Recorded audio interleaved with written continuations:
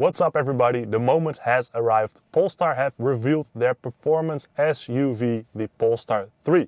We got a picture, a short teaser video, but most important, details. So let's get started. So out of the blue, earlier this week, Polestar have revealed, or well, teased their Polestar 3. We got a picture and a short teaser video, and it all started early in the week, Monday evening I believe. Suddenly they sent out that teaser video, and that basically got the ball rolling a day after they actually revealed the car, well, with a picture of the side of the Polestar 3. A car that was long awaited. And the coolest thing about this car is that this really shows the design language and style of Polestar itself. So no longer the Polestar 1 or 2, basically concept cars from Volvo, but no, the real first Polestar in that sense. So let's have a look at the video first.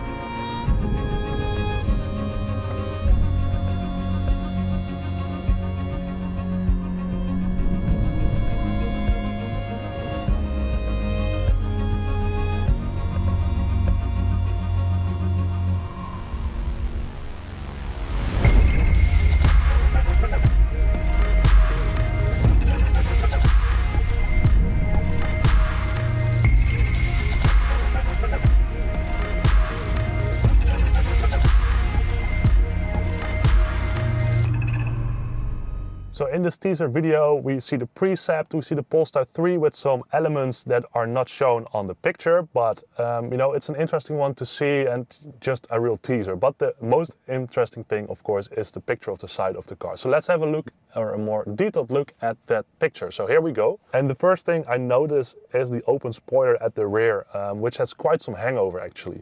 Also, the familiar rear lights are still there, the typical Polestar lights. But if you pay a closer look, especially also in the video, you see that it's more sleeker in design. Also down below on the bumper, there seems to be some sort of a skirt or air vent behind the wheel arches. I do like that. It looks, well, very sporty, as this car is also meant to be, a sport or electric performance SUV. Then the roof looks to be a full sunroof, which is very nice, of course, with a gloss black panel element at the end of the car. That's interesting because if, for example, we compare that to the Polestar Precept, I'm kind of expecting that that sunroof will go the entire way all over the car, and that the rear view is basically a rear view camera displayed in the interior mirror. So that design language from the Precept isn't yet there entirely on the Polestar 3, but there are some other elements from the Precept, for example the front, the nose of the car, which we'll touch on a little bit later, and also for example the wheels of this car. They are typical Precept wheels. So these wheels are strongly inspired on the Polestar Precept, and if we pay a closer look, that's also interesting, we can spot golden brakes. Probably from Brembo, as the Polestar 2 has on its performance pack as well. Maybe Akebono brakes, such as for example featured on the Volvo XC60 Polestar engineered. Big, nice golden brakes, very nice looking. So perhaps Akebono as well, or maybe even a completely other brand. We'll have to see and wait. But assuming that this is the full spec car, I'm kind of expecting that this is the performance pack on it as well. So we see these golden brakes, but also, for example, the golden seat belts in the interior. If we compare that to the typical Polestar 2 performance pack, you know, that is a full comparison if you ask me. 100% match, so probably this is the car with the twin engine and the Polestar performance pack in that sense. So on the side of the car we spot a nice chrome inlay in the black plastic parts, a very nicely integrated door handles as well, so these are no longer sticking out such as for example on the Polestar 2, but nicely integrated. Of course that is good for the aerodynamics of the car, which improves electric range. And the same we see on the minimalistic rear view mirrors, the exterior mirrors. These are basically the patented designs from Polestar. So that basically is one mirror without any housing on it, so to say. So that's a very cool thing. Also, if you move it, you move the entire mirror, the whole piece, not just the mirror glass itself. But anyway, I like that a lot. Anyway, it's good to see that these are also featuring on the car. So then if we continue from the side to the front of the car, it gets even more interesting if you ask me. As there seem to be many elements designed taking aero into account. In front of the hood there is some sort of spoiler vibe going on, which looks very interesting, and it also hangs over a little bit. And if we look at the front lights or the Thor hammers, and they're not really the Volvo Thor hammers anymore, but the typical Polestar new design language Thor hammers in that sense. They really seem to be put a little bit into the body of the car, and it gives me some sort of a McLaren design vibe from, for example, the Senna, where also aero goes through the lights basically. You know, I'm not expecting that there are huge gaps around the lights of this car, but it kind of reminds me of that style or design. So then we also have an open vent on the side, which looks to be involved in the element of the lights or the aero part maybe even perhaps, or that it's just a standalone flow part for aero, or just a very easy design element. I'm not sure, or an indicator. So if we pay a little bit more attention to the teaser video, we will see in the grille or front bumper a reference made to the smart zone and sensor cluster. These are most likely the LiDAR systems for the next generation safety and autonomous driving systems, which will also be featuring in the Volvo cars. And also an interesting element up here is that on the precept they put the LiDAR sensors on the roof of the car in front. Then last week we had the patent designs being leaked, let's put it that way, for the Polestar 5, I believe that is, and there was also no longer the LiDAR system on the roof of the car, whilst that is basically a copy of the precept, but then a more production-friendly version of it. So from that, and also from this of the Polestar 3, we can basically conclude that the LiDAR systems for the Polestar 5 will also be in front of the car, in the grille or in the bumper. And yeah, also with this Polestar 3, and I do like it. It's a bit more subtle if we put it over there, of course, so that's a nice touch. Okay folks, then the interior, we do not see much or many details, but there are a couple of interesting details we can see, and that is, probably considering the history with Volvo, a Bowers and Wilkins sound system or tweeter up on the dashboard with a nice design element in the center spot over there. So if we compare that, for example, to the current XC90s, 60s and 90s series, basically, you see a Bowers and Wilkins nicely designed tweeter system up in the dashboard.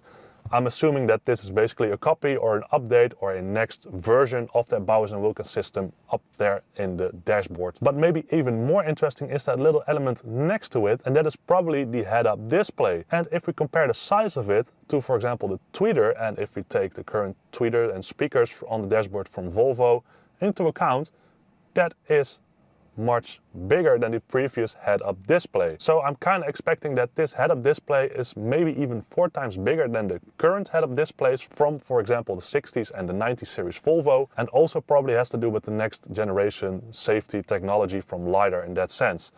Also, NVIDIA computing power is featured in the Polestar 3, so I'm pretty sure that some sort of virtual reality compared to Mercedes, Volkswagen and such will also be featuring in this head-up display. So I'm very excited about that, and I'm already concluding this.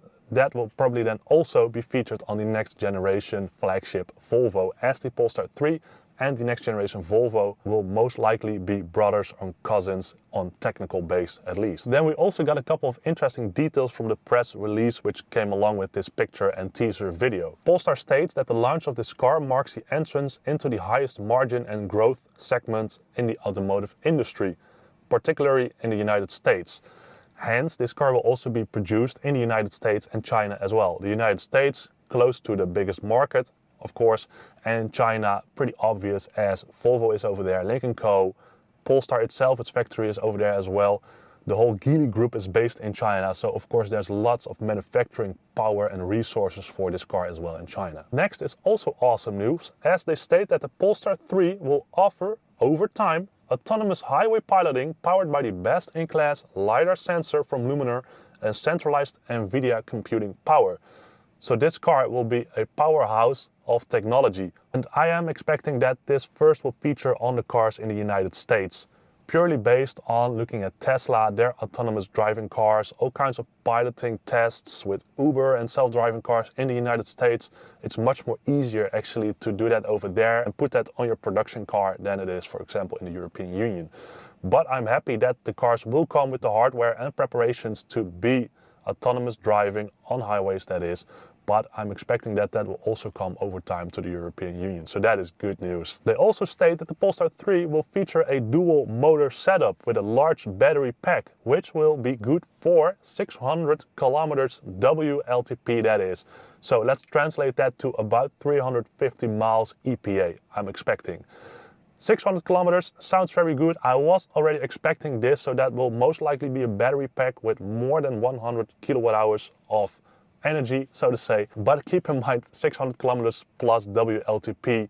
This car, my C40, has a WLTP of 440 kilometers. Well, I barely make it to 400. So let's say the Polestar 3 will have a real daily range of 500-ish kilometers, I'm expecting. But you know, I'm open to be surprised, so Polestar, perhaps you can manage that. We've got a couple of months, but perhaps we will reach that 600 kilometers WLTP.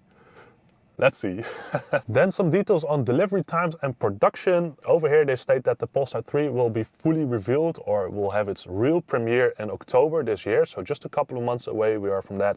Production is expected to commence early next year, 2023 that is, and it will be manufactured in the United States and China as expected. So the first examples will probably start driving in the United States and China, and later, a couple of weeks or maybe a few months later, we will see the car in Europe as well. So there we go, folks. That's a bit of a quick and dirty first look at the Polestar 3. We do not have much details yet. Nice little picture to see, and I really like the design of this car. Very nicely done by Thomas Ingelet and the team at Polestar. So I'm really curious to this car. I'm very excited about it. If you like this video, please give it a thumbs up. Also, make sure you subscribe to the channel. That really helps me out a lot, so thank you for that. And of course, we can talk a bit more about this car in the comment section. So if you have any questions or comments about the Polestar 3, leave them down below and let's have a further chat on it. Anyway, I see you guys in the next video.